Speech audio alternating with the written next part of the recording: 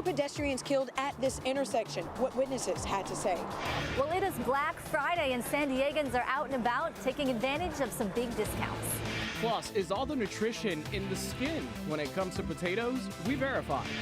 Tacos El Gordo ready to unveil a downtown San Diego location after 6 years of development.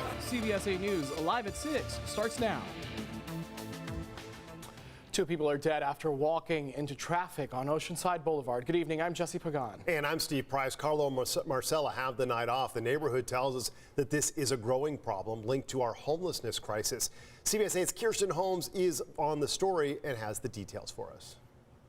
Yeah, I'm here in the 1800 block of Oceanside Boulevard. I want you to take a look behind me. This is the area the man and the woman, both in their 40s, police say, were hit by a car. Now, that driver stopped and is cooperating with police, but neighbors who live in the area say they aren't even surprised that people, specifically pedestrians, were hit and killed in this area. There's been plenty of times where I've had to slow down for somebody, or I noticed them from a distance and I had to luckily I wasn't speeding, but I was able to notice them oh, there's someone in the middle of the street. Sherlin Rock lives nearby. He says he was driving home Thursday night when he saw police on the scene of the accident. In this area, there's a lot of homeless people, so you never know if it's something like that. Sometimes they're off their medication or they're on drugs or whatever, so they're walking into the streets acting crazy. So I know a couple of homeless people around the community, so I was coming to see if it was anybody that I possibly knew. Could that be who our victims are? Absolutely a possibility at this point. We'll know more once the medical examiner makes identifications, and our homeless outreach team works with those that are unhoused in our community and knows many of them very well and may be able to help make identifications if that is the case. Jennifer Atenza works for Oceanside Police. Nationwide, it's a problem where you have folks that are unhoused and maybe traversing through areas late at night in the dark. And this time of year, we have people traveling and more cars on the road. We're still waiting on the medical examiner to positively identify the victims and notify their next of kin. In the meantime, Jennifer offers drivers and pedestrians tips to help keep you and your family safe as more cars are on the road this holiday season. Sometimes our situational awareness is diminished as a result of that.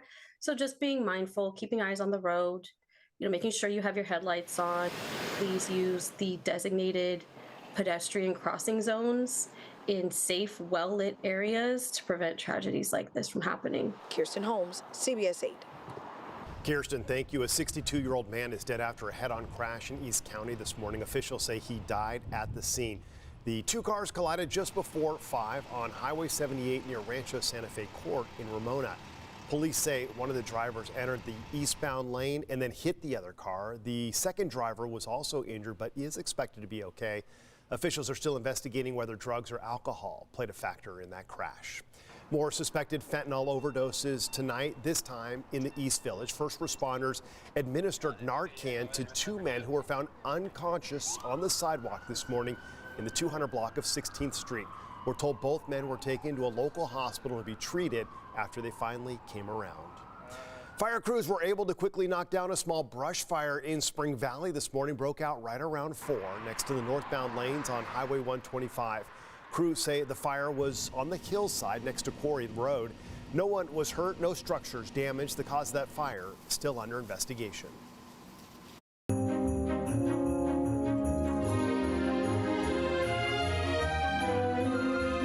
It's Black Friday, which means the shopping deals are aplenty. Even with inflation, the National Retail Federation estimates a record 166 million people nationwide will hit the stores throughout the holiday weekend. CBS 8's Kelly Hessedall talked with some of them already braving the stores to see what they're hunting down. Well, I can tell you that Best Buy has by far been the most crowded out of all the stores we visited today. You could not find a parking spot. And the item that everyone seems to be talking about, big screen TVs. Inside Best Buy in Mission Valley on this Black Friday, long lines and crowds of shoppers. Well, we got a 42-inch OLED LG TV. Pretty nice, huh? Well, I paid, let's see, $8.99. What was it? I think it was normally like $1,200. I don't know. Well, that's a pretty good deal. Yeah, not too bad. The retailer is advertising some TVs as low as $80. There were other deals on things like phones and printers. Sasha Bataille was looking at a sound bar. I already got a TV, so, That was last year, but now this year I got to upgrade the sound systems. This year is the first time since the pandemic hit where things seem back to normal. Since most supply chain issues have been corrected, some experts predict there's going to be a lot of inventory out there, which could mean deeper discounts than usual. Have you seen a lot of good deals in your inbox so far? Pretty good, yeah. Target has some good ones. At Target, the parking lot was packed by 10 a.m. Joe Gonzalez, his wife, their 2-year-old JoJo, and 1-year-old Jack had already hit a couple of spots. What kind of deals have you seen so far? Some toys and pajamas and things like that. He says getting out to the stores the day after Thanksgiving with his family is a tradition, and he prefers it over shopping online. I feel like kind of grabs kind of the in-store experience, so that's kind of why we're out today. At Westfield Mission Valley Mall, there were signs in stores for 20 to as much as 50% off. Navy Senior Chief Adan Hassan was searching for gifts for his family. Electronics specifically, just the household things. It's a beautiful day. It's a beautiful Black Friday, and I couldn't ask for a better situation. And even though there are some great deals out there today, there's still a lot of holiday shopping left. Small Business Saturday and Cyber Monday are right around the corner. Kelly Hessedal, CBS 8. Thank you, Kelly. And here's something to think about before you charge those holiday gifts. The Federal Reserve says it expects more people to use credit cards to pay for things this year. Inflation is blamed for Americans using an average of nearly 22% of their credit card limits right now. And card balances are growing at the fastest pace in more than 20 years. If you have to put it on a credit card that you can't pay off the next billing cycle, then you ought not to be buying that gift. There you go. Don't buy it. If you can afford to pay off your card, experts say it is a good idea to use it for pricier things like TVs and computers. That's because you have more consumer protections with a big ticket item on a credit card than paying with cash or even a debit card.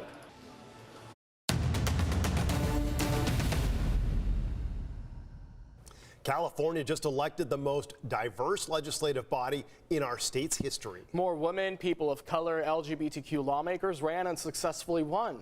CBS 8 political reporter Morgan Reiner explains how these victories will shape priorities moving forward.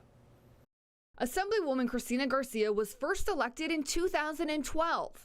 I would often speak out, and I might be the only Latina in the room, and it makes you feel like maybe you're wrong. Maybe your story doesn't matter. She only has a few more weeks before she's termed out, but as the outgoing chair of the Legislative Women's Caucus, she says she's leaving the Capitol in better hands. So very excited that the Women's Caucus is going to be at a historic level of 50 women in the legislature. 60 would be parity.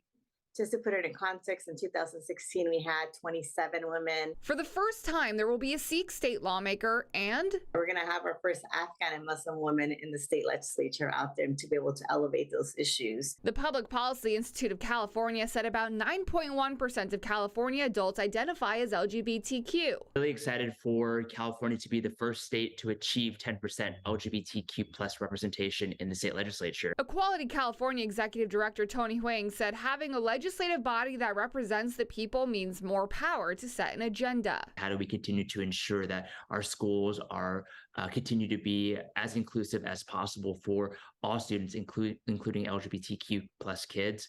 Another one is really continue to support our trans community, particularly again in light of the hate and rhetoric that's happening nationally. More than half of the new lawmakers will be women of color. Every issue is a women's issue in the legislature. And so whether we're working to close the pay gap, whether we're working to ensure we have adequate education, childcare slots, we're also leading on housing, on homelessness, on climate change out there. Every policy really is something that affects half the population here in the state. According to the Center for American Women in Politics, Nevada is the only state that has more than 50% female lawmakers in 2022.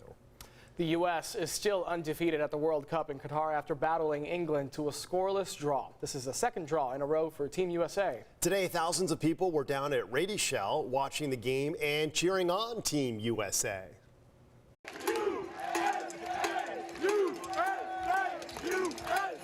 As you can see, it was a very large crowd. Almost 10,000 people showed up. The venue actually reached capacity, and that left some folks outside the gates.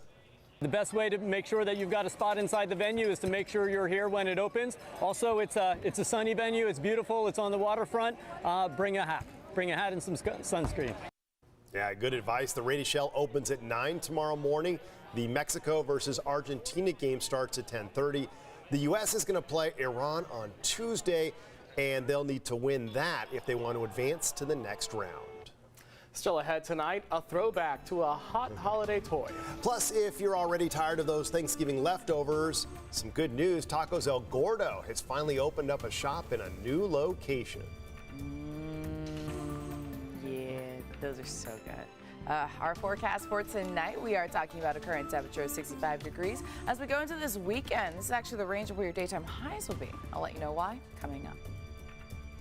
And they thought they were going on a sailing adventure, but now the group of people says they were taken for a ride.